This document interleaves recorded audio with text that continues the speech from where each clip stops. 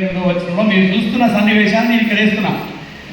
మంచిగా white shirt వేసుకున్న ఏసయ్య ఇట్లా పట్టుకొని ఏమంటున్నాడంటే, ప్రయాసపడి భారం మోస్తున్న సమస్త జనులారా నా ఎదుర్కండి, నేను మీ ప్రాణాన్ని విశ్రాంతిస్తాను, నేను సాత్వికుడు దీనమాసుడు చాలా డిస్క్రిప్షన్ ఇచ్చిండు. నేను డైరెక్ట్ పాయింట్ పోతున్నాను. 28వ వచనం ఇప్పుడు ఆహ్వానం ఇచ్చిండు. నాన్న ఆహ్వానం ఇచ్చామంటే మీ మీద, మీరు చెప్పండి, మీ మీద ఎవరి కాడి? కాడి ఎవరిది నాన్న? ఎప్పుడైనా అయినదే. ఈయన నుండి కాడి ఎప్పుడు కూడా ట్రాన్స్ఫర్ కాదు. ఇది బాగా గుర్తుపెట్టుకోండి అన్న. ఈ కాడి ఈయన మీద ఉన్నంత మట్టుకే అది తేలికగాను తర్వాత సులువుగాను ఉంటుంది. మీ ప్రాణానికి విశ్రాంతి వస్తుంది. ఈ కాడి ఇక్కడ నుండి ఇంకెక్కడికి పోయినా కూడా ఇక మీకు మస్తు భారం అవుతుంది.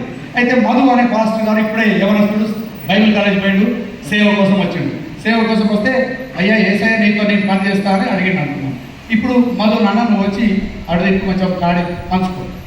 ఇప్పుడు ఏం చేస్తాడు? ఏసయ్య పిలిచి, నాన్న మధు చాలా మంచిగా నువ్వు నీ నాతో పాటు పని చేద్దామని వచ్చినావు కదా, నా జత పని వాడిగా మధును పిలిచినాడు.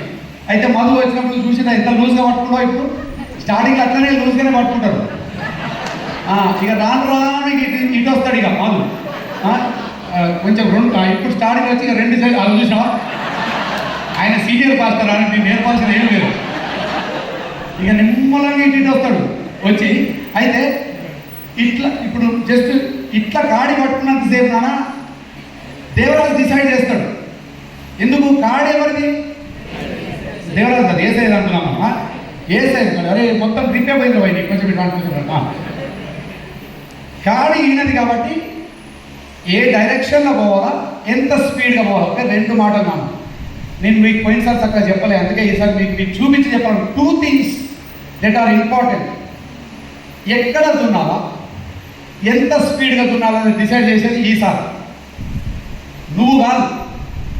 కానీ మనం ఏంటంటే బైబిల్ కాలేజీకి పోయి వచ్చి అక్కడక్కడ ఇట్లాంటి కాన్ఫరెన్స్లకు పోయి వచ్చి మనకు ఎప్పటికి రాని దర్శనాలు వస్తూ ఉంటాయి. మనకి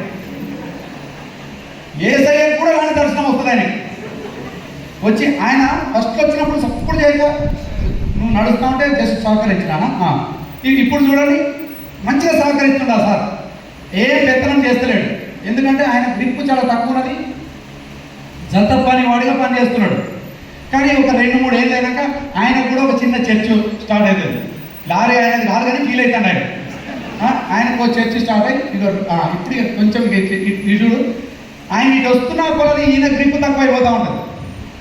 ఎందుకు అయిపోతుంది అంటే ఆయనకు దర్శనాలు వస్తున్నాయి, ఆయనకు భారం పెరుగుతుంది. అక్కడక్కడ కాన్ఫరెన్స్కి పోతే ఆయనకు గుడి కట్టే, ఈయనకు కార్లు ఉండే, ఈయనకు బ్రాంచ్లు ఉండే, నాకేం లేకపోయా అని మొత్తానికి దర్శనాలు తెచ్చుకొని ఏమంటారంటే ఫైనల్గా మధు, ఏసయ్య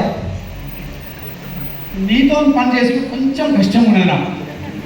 ఎందుకంటే ఈ కాడి నువ్వు 2000 సంవత్సరాలను మోస్తున్నావు, మోసి మోసి మస్తు అలసిపోయినావు ప్రభావ, నువ్వు అవుట్డేటెడ్ ఉన్నావు. పైన నువ్వు ఎంత నిమ్మలంగా పని చేస్తావు, చిన్న ఇట్లా చేస్తే లాభం లేదు ప్రభావ. నీకు టెక్నాలజీ ఎట్లా యూజ్ చేయాలో తెలియదు, యూట్యూబ్ ఎట్లా యూజ్ చేయాలో నీకు తెలియదు, యూట్యూబ్లో లైక్ అంటే ఏందో నీకు తెలియదు.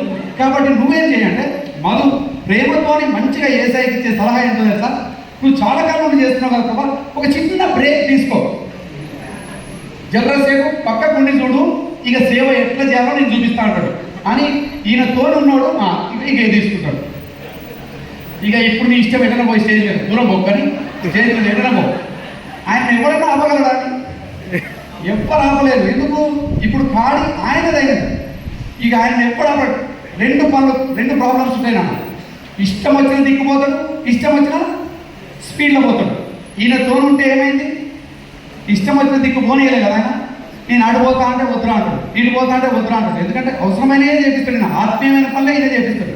మనకేంటంటే ఆత్మీయం ఏం ప్రభావి ఆత్మీయమైన పనులు పెద్ద పెద్ద మీటింగ్లకు పోవాలా, కొంచెం పెద్ద ఏదో డెవలప్మెంట్ కావాలని మంచి ఆశనే. కానీ ఏమైంది?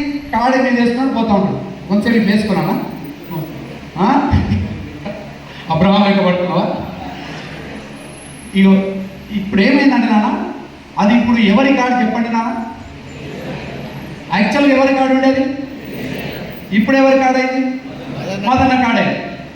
అందుకు మనకు